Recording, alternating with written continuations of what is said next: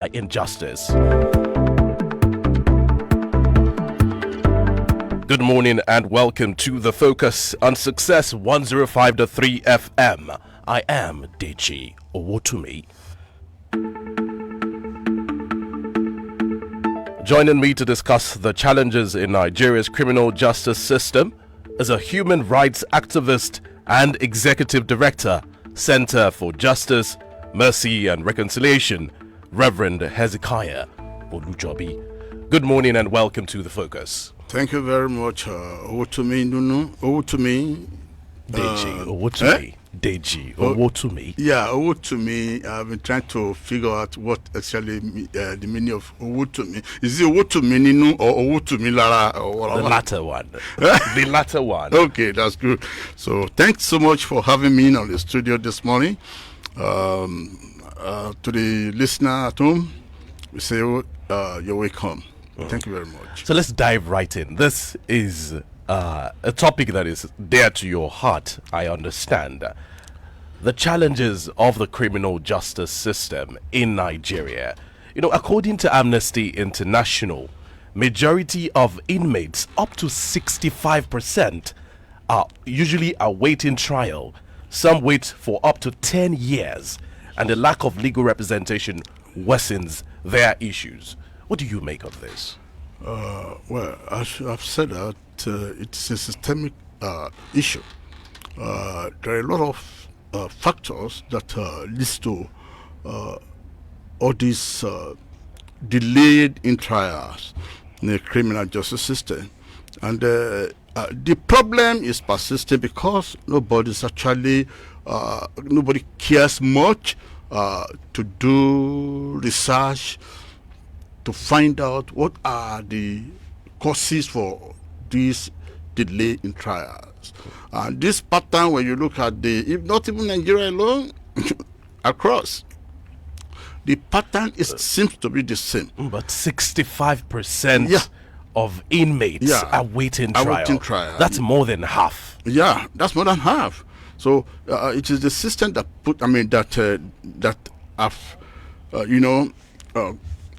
which we have created. That was as a result of that system. You speak to me about the systemic challenges that have created this kind of situation. I say it's systemic challenges, and everything will start and rise and fall on the police who made the arrest of some majority of these people. So, how many of us are looking at the way police are making this arrest and dumping this individual into the prison? And how many of us are actually looking at what are the challenges, some of these, even the judges, the lawyers, the litigants, what are the challenges they are facing that leads to all these delays in trials? Take, for instance, from our own findings, we realized that quite a lot of people are in detention, awaiting legal advice from DPP, and they have spent 8, 7, 6, 5 years. So what are the causes for the delay in that trial? For somebody to be kept in the detention for 6, 7 years, awaiting legal advice from the DPP. So somebody should take a step. Go to that DPP. Where are the list of the names of the file of these people? And what are the stages some of these files are? Are they really have this case file with you? So this is what Center for Justice, Mercy and Reconciliation is doing. We try to look at the causes why some of these people are spending such long time in awaiting trial. So we realize that some of them, they don't even have case file. With the Ministry of Justice, the police just arrest and dump them there.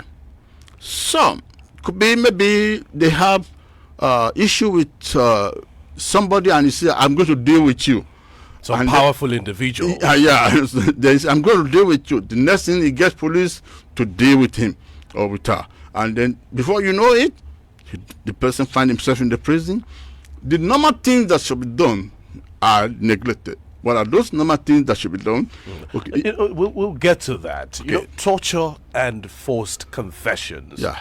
Is one of the many things we see. Yeah. And that, according to that Amnesty report, it was also highlighted as a challenge. In your experience, have you come across issues like that? Oh my goodness. Abound. Stories abound. I mean, you should share some of those stories with us. Okay, thank you. In January 2023, the immediate past Chief Judge of Oyo State, Honorable Justice Abimbola, released 22 people as a result of our recommendations. Based on our investigations. What were the details of the investigation? Yeah, come in. You want me to go to the details without... See? So, what happened? We realized that, take for instance, the NSAS protesters. We realized that these protesters, they were handpicked from different angles in this Ibadan. Especially those that were arrested in that community, in Ojo community, just a month after the protest. These people were tortured to make confessional statement on what does not even happen.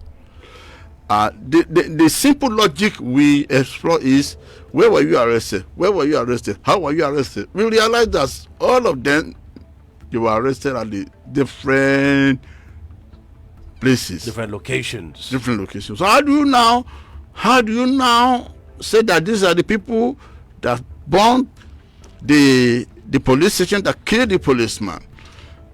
You know, we know that the NSAS protesters, they moved from one place to another during that time.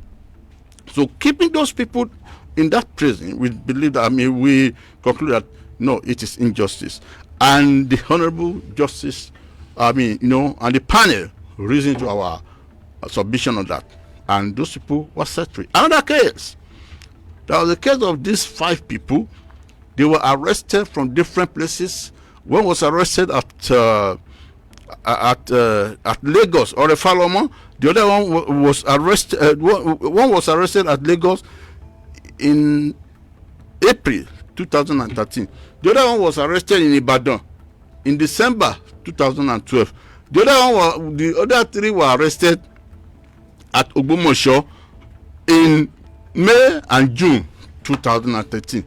Now, what happened? These people, there was a robbery incident that happened along about 2 places, according to police.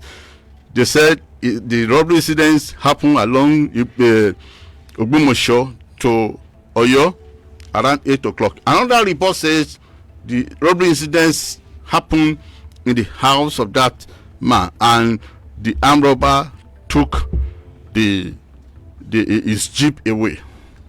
Okay, now the jeep was actually recovered from the buyer.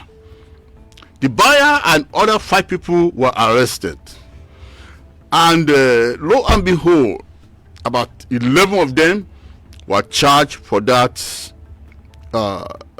robbery. But on getting to the court reminded the police ordered that they have not yet completed their investigation, that they want those people to be remanded in the custody again. Then the magistrate granted their request. But guess what? They kept these people without making any investigation. And along the line, one of the lawyers who in charge of representing one of those accused, right, came to the police station and he was denied. So what the lawyer did is to file an application before the magistrate that those people should be remanded in the prison, not in the police station. Now, a date to the court. You know what the police did? What did they do? They brought out 5 of them and they fired them on their legs. Same day. So the following day, they took them to court. They shot them in their legs with yeah, guns. I mean, for the best reason known to them. So now, what happened? The magistrate ordered that they should be taken to the hospital for treatment, remanded in the custody. But you know what the police did? They didn't even take them to the hospital. They took them to the prison direct. And when the prison officer saw them, he said, "No, we cannot admit these people. You have to take them back to the hospital for treatment." So they took them to the hospital for treatment in Oyo, and they were remanded into the custody. Now, what happened? For 10 years, these people have been going to court. No concrete witness is coming forth for the case. Now, when these people told us that their story, are you sure? They said yes, that the real perpetrator of that crime and the buyer of that jeep has been released. So they now charge them over the crime they didn't commit. How can that be possible? So our organization jumped into the action. We went to the hospital to confirm, is it true that these 5 people were brought to the hospital for treatment on so date?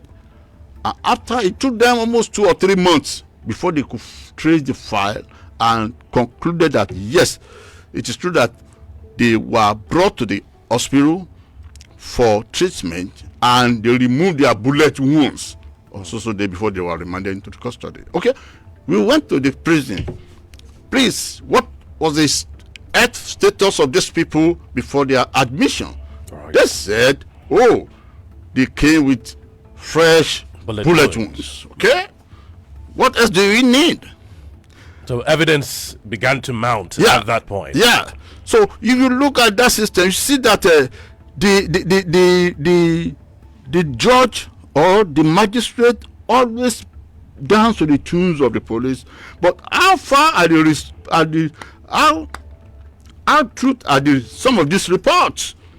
So we put our findings together, we forwarded it to the chief judge, and they examined those documents, and those people were set free after 10 solid years. Of just being incarcerated without trial. After they're even going to court is front and back, front and back, front and back. No witnesses. No enemy except the police.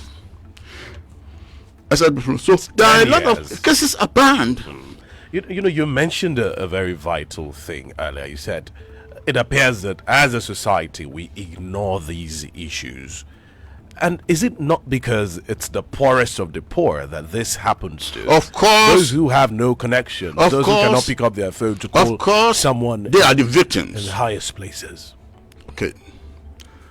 It is so certain that in Nigeria, sometimes if you don't know somebody, if you are caught in this web, you will rot in the prison. There was a case of some people as well. They claim they didn't commit this crime. Those that has the money influence the case right from the police station, and those people were set free. Well, let me put that one aside. There's another case, because our activity cuts across both Osun, Oyo, Ogun, and Lagos. We have a case in Osun where police have to arrest an innocent boy and replace him for the real criminal. A boy of about how old? Eh? A boy of about how old? At that time, about 19 years. Right. They are still there, the 2 brothers. So his brother that's too shorty for him for a case of suspect of stealing. They were taken to court. with the brother that stood Yeah, shorty for. that short for that previous case. So when they not just taken to court like that. When there was another robbery in that state, in that Oshogbo, and then the police in charge of that case promised the complainant that he's going to get the perpetrators of that crime. So, in order to fulfill his promise, he has to look for the boy who was arrested for the case of stealing, and the shorty, his elder brother that stood shorty for him. He now presented these two people to the complainant that they are the people that rob you. To buttress the point you just made, according to the Amnesty International report, they highlighted wrongful detentions. They say cases of individuals imprisoned without being suspected of any crime, such as family members of suspects or those with mental illness. Have you come across people with mental illness being incarcerated? But this is part of the cases I'm narrating. But perhaps we should move it further a little bit and look at the conditions of our prisons, our correctional centers, custodial centers. What is the situation with the custodial centers that we have in this country? Well, in that case, I think the situation has not yet changed much. Because when you look at the numbers of inmates in the prison, in the correction, they're overcrowded. They are overcrowded in Oyo State here, especially. Which is the one you know about? Wait. January 2022, Ogbeni Ralph Aregbesola, the Minister for Interior, visited Agodi, and he saw how overcrowded this prison was. He ordered that some of these inmates should be transferred to the newly built prison along Olomi. And up to today, as I'm talking to you, these people have not been transferred to that prison. Now, we are talking of prison congestion, overcrowding, but we still have another prison in Olomi where it can accommodate people. But the reason why they have not been moved to that place since that immediate past honorable minister made that comment, we don't know. So, if you are talking of overcrowding, there are spaces where prisoners can still feed and sleep conveniently. But the issue is, what of the logistics? How long would it take to execute that logistic? That is the challenges I think these people. Logistics challenge. Yeah. So we talk of overcrowding. If there is a solution of making more prison, building more space, who is going to talk about the justice, the unjust detention, which is the main focus of our own activities as an organization. If you also go to the Abeokuta, the death row, you'll be so surprised that death row section also congested. The space that's supposed to contain, because nobody's willing to sign the approval for it. Yeah, that is it. Because some of these inmates, they are still there waiting for their appeal from the Supreme Court, from the Court of Appeal. Some of them are still, even some of them who have exhausted their appeal in the Supreme Court, they are still on death row. Some have spent 10 years, some have spent 7 years on death row. You can see that this death also was congested. I'd like to pick your brains about what you think the solutions to these many problems are with regard to the criminal justice system. You said, well, there's a lot of, excesses on the part of the police in your experience, because most of the cases that you delved into at the time, you were able to somewhat free the people, which means the strength of the evidence you presented, your organization presented, held sway eventually, which meant there was some malpractice in such cases. What would be your recommendations in this regard to solving some of these problems that you highlighted? Thank you very much. That's a very good question, which we have been working over the years. Especially from the police end. We've been talking about police reforms for quite some time in this country. See, don't let us lump this issue. Let's take it one by one. We shouldn't lump it together. Yeah. All right. Let's break it down. Let's take it one by one.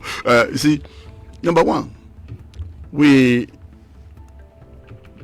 presently, our organization has been able to identify nothing less than 85 people, both in Osun State and in Oyo State, Agodi precisely, 85 people awaiting legal advice. And these 85 people, they have spent over 4, 5 to 8 years in detention. So how do we solve this problem? They were there one by one. Then who is going to look into that solution? So the solution that we are coming up is to undertake the causes why individuals are there, and then to see how we can identify, when we identify that bottleneck, how can we remove that bottlenecks, which the whole things is it lies in the hands of the Attorney General of the state and the court. Take for instance, there's a case of one Ojo Awujola who was dumped in the prison since 2019, since the time of his arrest, on the allegation of rape, but his case file was never taken to the Ministry of Justice. When we are asking for the police in charge of the case, the police has traveled out of the country and he abandoned this guy in the prison. The case file wasn't sent to the Ministry of Justice. We couldn't even find the case file at all. And the Ministry of Justice, the DPP, wrote to the Commissioner of Police to help look at that case file. We are here to get the case file. And such cases, you've come across similar cases over the years, haven't you? Of course. Also in for those listening who do not know what that means, the implication of not submitting the case file to the Ministry of Justice, let them know, the listeners. The implication of that. The implication of that simply means if they have no case file in the Ministry of Justice to prosecute them, they have no business staying in the prison. And that was what we have been able to do in Ogun State. In Ogun State, by the time we enter Ogun State prison detention, we realize a lot of similar things like that. A lot of people say that they were awaiting legal advice for DPP, awaiting legal advice for DPP. We compiled their names. We forwarded their names to the Ministry of Justice. Please confirm if this case file are with you. And they wrote to us back that they don't have some of their case file with them. We went to the ministry, to the office of the chief judge. My lord, there are quite numbers of people in the prison and they don't have case file in the Ministry of Justice to prosecute them. So what did my lord did? My lord, of course, released some of them. In his own judicial discretion. Yeah. So what we said, that if they have no reason, if they have no business, if they have no case file in the Ministry of Justice, and you accuse them of armed robbery, you accuse them of rape, then they have no business staying in the prison. So you would suggest that similar, styles should be adopted in other states? Oh, surely that is exactly what we are trying to put across to the Honorable Minister for Interior. All right, just a moment. We'll take a short break now. We'll be back in a moment. The focus continues shortly. Don't go anywhere. Thank you.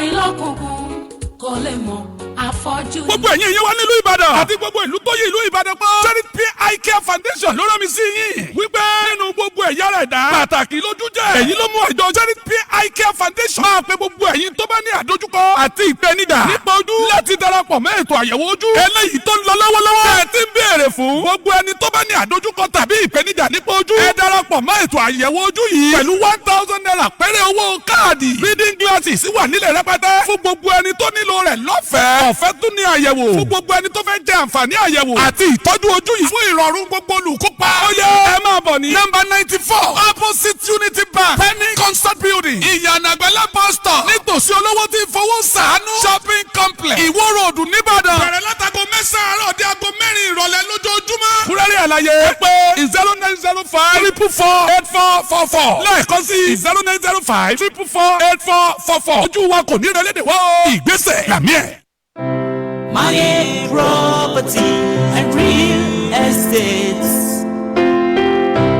That is the name you can trust. Are you looking for a convenient and hassle-free means of buying and selling landed properties? Madi Property and Real Estate is a name you can trust. It goes without saying that real estate is a gold mine waiting to be tapped. But it's very important to invest through a trusted brand that possesses the know-how. Reach out to Madi Property and Real Estate today for your landed property sales or purchase. Rest assured, you can never go wrong with us. We also specialize in project management, building construction, facility management, supply of construction materials, land titling and certification. The head office of Made Property and Real Estate is located at 81 beside Ibadan Northeast Local Government Secretariat, Iwo Road, Ibadan. www.madeproperty.ng. Call 0704 496 8833. Made Property and Real Estate. Integrity redefined. Optics they go wow, they go wow. Cop go come out for road, they go wow. Any kind of go big craze, anywhere he there, he go find your kata. Cosmic stuff syrup, Cosmic don't we know. Hey, my country people, better to read on land there. Final war don't begin between all kind yamayama cough and cough mix cough syrup. Cough don't simao, he don't pick race. The yamayama muco for throat, relieve you swellele. Cough kata kata commod body, yes so. If cough mix dey your house, cough don't become past tense. Inside cough mix, cough syrup expectorant, 9 hydramine, ammonium chloride, sodium citrate and menthol day. Now farmers mayor they make them. If after 3 days you not better, make you see your doctor. Them they sell them for pharmacies near you. Story. Once upon a time, this is a Nigerian story you don't hear every day. This is the story of how we rule the sub-Saharan e-commerce market, and it's all thanks to social media and online advertising. Naija no dey carry last. Go to Story Hub on Facebook, Instagram, Twitter, and TikTok and watch the stories of how Nigerians are growing their businesses via social media. Story Hub. Keep the story going.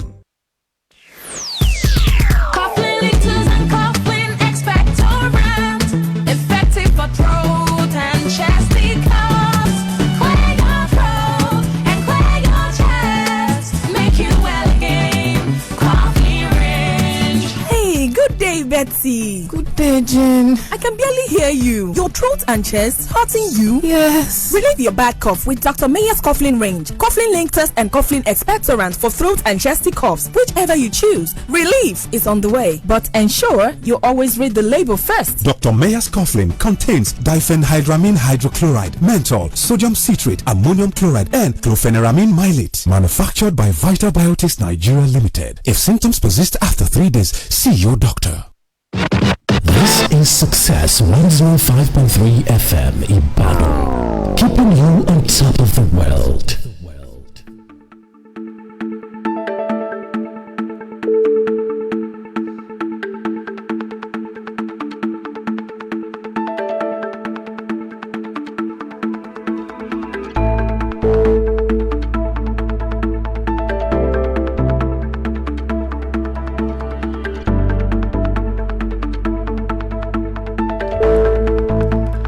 Right, thank you very much for staying tuned. The program is still the focus on Success 105.3 FM. We're still talking about the challenges of the criminal justice system in Nigeria. Well, we're streaming live on Facebook at Success 105.3 FM. We're also streaming live on X, Instagram, TikTok, and YouTube at Success 105.3 FM. You can also drop comments on Facebook, and I'll take them live on the program. Of course, we were talking about, replicating some of the successes with regard to those who did not have case files and were incarcerated unjustly. Yeah, as I've said that, actually that is, when the honorable minister, the present honorable minister came on board, he took some approach to the congested prison, and one of the approach was to focus on those convicted criminals by paying their fine and return back to the society. We raised an issue against that step, that it will not work. Releasing a certified criminal into the society will be a threat to the security of society. There are a lot of cases that we can look into in awaiting trial. Those who have no reason to be there are a lot of them that we should look into. But if you observe very well, that since the execution of that project, the crime rate has increased. Maybe you don't take notes. The crime rate has increased. Kidnapping. Are you attributing it to that? Oh, of course. One of the many reasons. Yeah, of course. That's it. So what am I saying is this: there are better approach. We can do this. Number one, there is a wide gap. We must realize that there is a wide gap between the judiciary and those people that are kept behind the bar. So who is going to bridge this wide gap? For instance, there are some people, they are in the high court now. They spend, in Oyo State, they spend 7 to 8 years in the high court. In Ogun State, they spend 10 years, close to 9 years in the high court. Some of them, they spend 13 years, going to 14 years in awaiting trial, and they are yet to get their fate. Why? Because there is a wide gap between the judiciary and this individual behind the bar. All right. And in that wide gap, this is what we say we can feel by looking into the individual cases. What brought them there? To those who may have no reason to be there, then we should be able to summon courage, just like the Chief Judge of Oyo State did before his retire, just like the Chief Judge of Ogun State did. So if that gap can be closed, you can see that there's going to be a reduction in. And another thing is just a moment. Let me open the phone lines in case those listening would like to be a part of the conversation and share their views and perhaps ask questions. 0704 751 6000 and 0704 752 6000. I'll take that again. 0704 751 6000 and 0704 752 6000. Those are the numbers to call to be a part of the program. You're still listening to The Focus on Success 105.3 FM. Yes, you were saying something before I interrupted you earlier.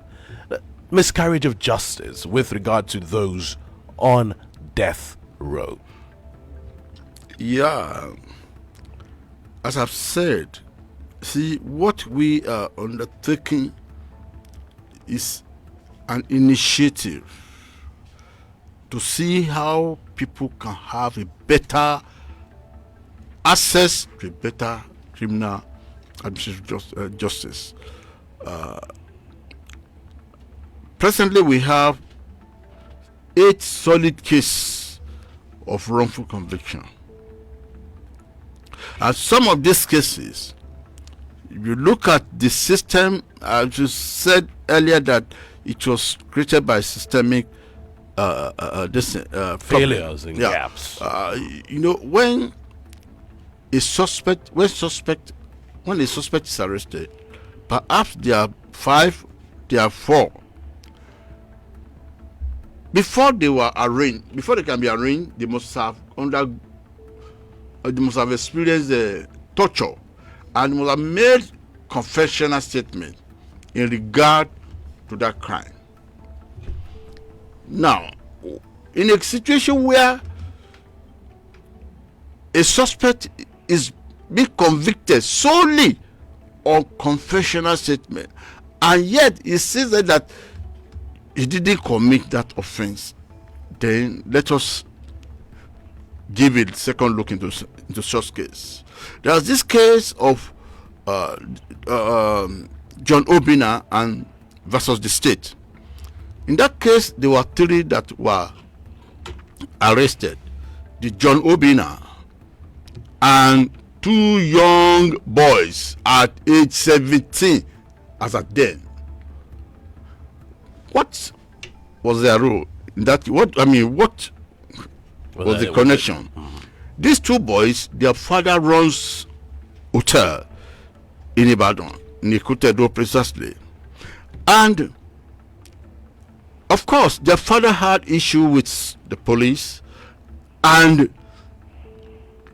this particular guy, the Obina, bought 2 motorcycle Okada same day, and they came to Merit to wash it in the hotel. So before you know it, the informant has alerted the police, come and arrest this guy.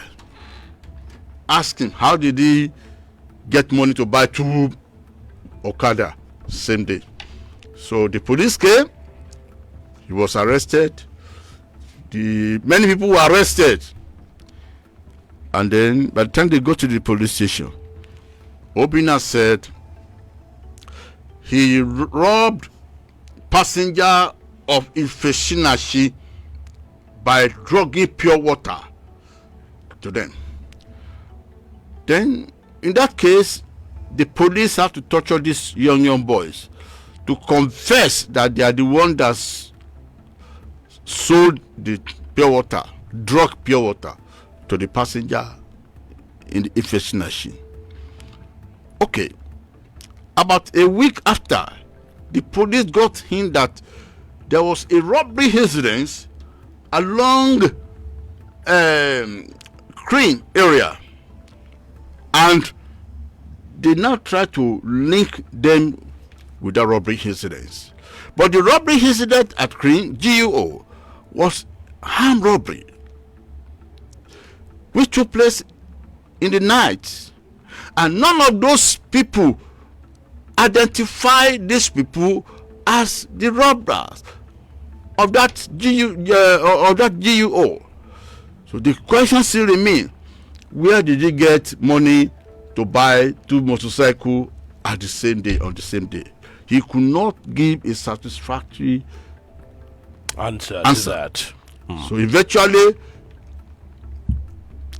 3 of them were sentenced to death. Him, being the first accused and the second accused, appealed against the judgment to the Supreme Court. It failed. So when the 3rd person appealed before the judge, before at the Supreme Court, the Supreme Court now reasoned with that judgment.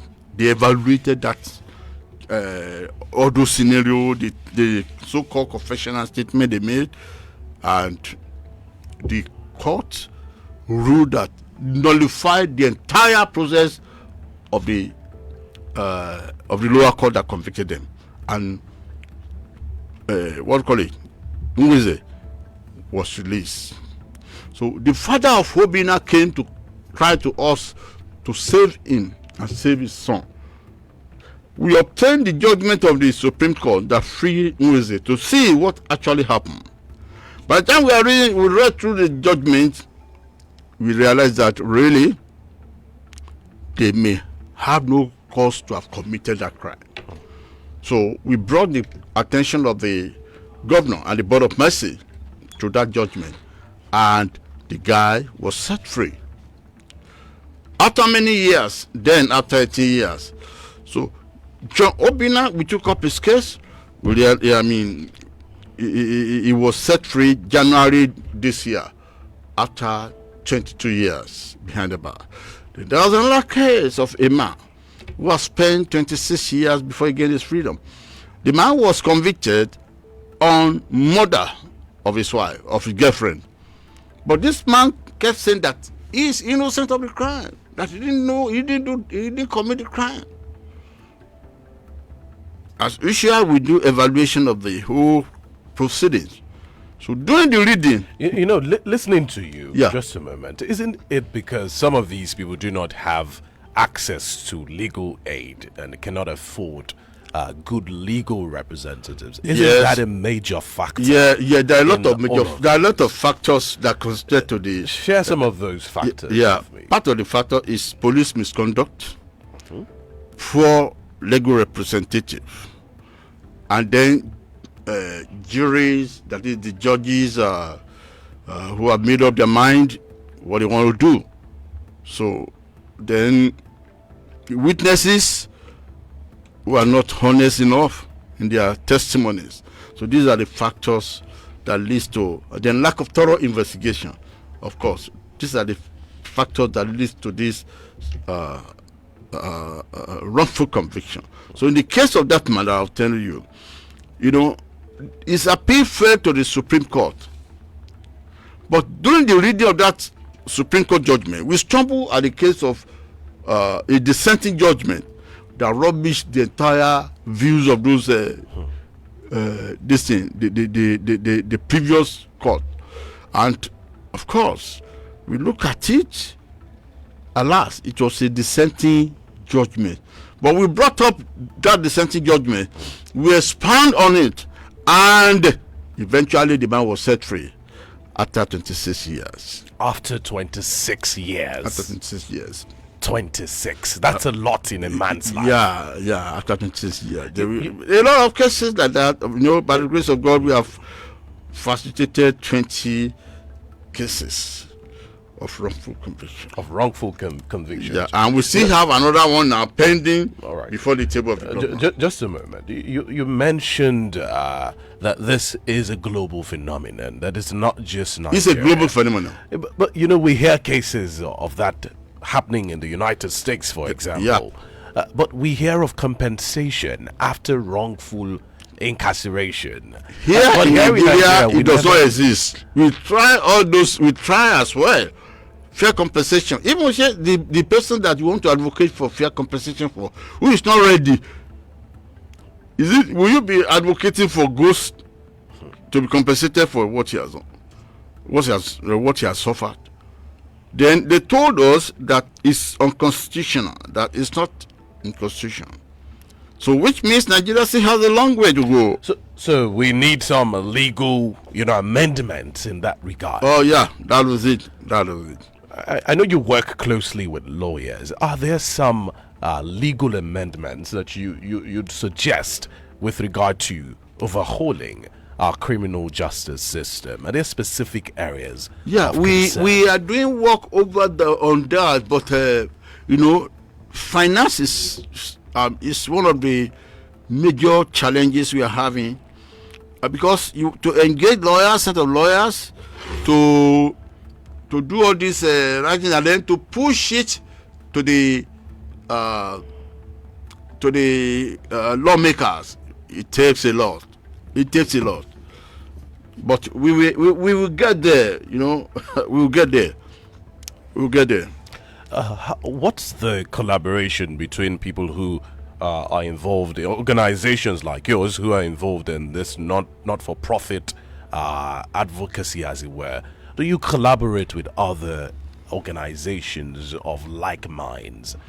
I'm always open for collaboration, because you cannot do it alone. The work is so enormous, tedious, that what I can do alone. But sometimes people want to come and dine with already made food. So And if they don't have time to make that sacrifice, you just have to keep going. So with our lawyers, with our volunteers, we are doing a little we can. But as I've said, we will get there. So, solutions. What is the way forward? As a country, are we doing some things that you can commend? And what else have we not done as a people that we can do to stem the tide of these injustices? Yes, we are talking of solution. Everything still goes back into the table of the lawmakers, our lawmakers. Some of them, they don't have time. I even doubt if they've even ever been to the prison. And some of these lawmakers, with sincere apology, they don't even have time to think towards that direction. So, to provide a solution, we must identify a problem. The question is how many people are actually digging into that problem. Which is what I was about to say, that at least if organizations like yours are collaborating, then you can perhaps have a louder voice or sponsor a bill as also concerned citizens. Yeah, we are working towards that, and we pray that, as we are saying now, we pray that people will have interest and they will come and join us to collaborate with us. All right. So, well, the focus is playing its own part, bringing this very pertinent issue to the front burner, ensuring that many Nigerians are thinking about it, because it does appear that we play the ostrich with some of these issues, because if it doesn't affect us individually, many Nigerians would rather look away. Yeah. But it is a problem, and it's a widespread problem, you would say. It's a widespread problem that affects many people, especially the poorest of the poor in this country. Well, that's a fine place to leave it this morning. I'd like to leave you with this poem by Professor Niyi Oshundare, which speaks to the concern of Nigerians looking away from issues that don't affect them personally. It's titled Not My Business. Maybe I should take it. They picked Akani up one morning, beat him soft like clay, and stuffed him down the belly of a waiting jeep. What business of mine is it, so long they don't take the yam from my savoring mouth? They came one night, booted the whole house awake, and dragged Danladi out, then off to a lengthy absence. What business of mine is it, so long they don't take the yam from my savoring mouth? Chinwe went to work one day, only to find her job was gone. No query, no warning, no probe, just one neat sack of a stainless record. What business of mine is it, so long they don't take the yam from my savoring mouth? And then one evening, as I sat down to eat my yam, a knock on the door froze my hungry hand. The jeep was waiting on my bewildered lawn, waiting in its unusual silence. That poem highlights how if you look away from a problem because it doesn't come to you yet, one day it will be your turn, and nobody will be there to save you. That's a fine place to leave it on the focus this morning. Thank you very much, Reverend Hezekiah Olujobi, for speaking to me this morning. Reverend Hezekiah Olujobi is a human rights activist and the executive director, Center for Justice, Mercy and Reconciliation. Well, that's our program today, everyone. Do enjoy the rest of your day. The focus will be back on Friday, 11 a.m. to 12 p.m. with me, your regular host, Deichi Owotumi. Enjoy the rest of your day. God bless Nigeria.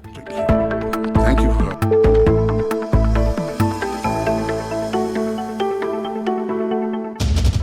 The thoughts and opinions expressed by guests, callers, and analysts on this program are exclusive